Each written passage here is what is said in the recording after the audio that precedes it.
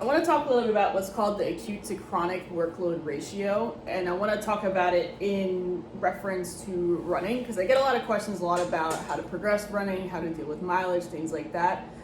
There's a lot of good stuff coming out of Australia about the acute to chronic workload ratio. I'm going to put the reference in the bottom of the video page, because it's important to know what you're doing in context of the bigger picture to know how high your injury risk is. So the acute to chronic workload ratio, there's a lot of numbers on here, but we'll go through it. So the ideal range to be as far as minimizing your injury risk is 0.8 to 1.3. So when we're talking about the acute to chronic workload ratio, we're talking about what you did that week versus the 4 weeks prior. So the acute side of the ratio is going to be what you did that week. The chronic side of that ratio is going to be what you did in the past 4 weeks.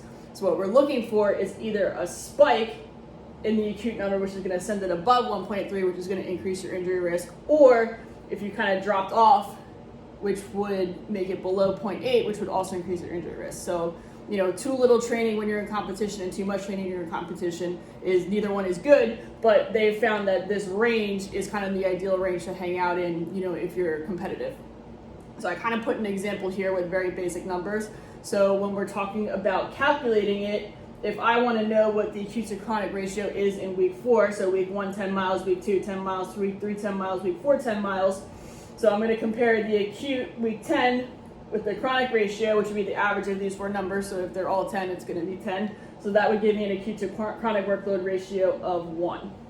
So, which is what we would expect because we didn't change anything, right? So as you manipulate these variables of the mileages in these 4 weeks, you can skew this number. So it's a way to keep track of what your risk is. It's not saying that, if you go above 1.3 or go below 0.8, you're automatically going to get hurt. It's just the risk of you getting hurt goes up. So if things start to get achy, you feel like you don't really know where you're at, how to progress, you can look at what your past month was mileage-wise and kind of see if you're hanging out in an area where you're okay to progress, where usually I kind of recommend a 10% increase in the mileage per week to kind of keep it on the safe side, or if you've done a lot in that week and compared to the prior weeks, you need to back off a little bit to kind of bring this number back down.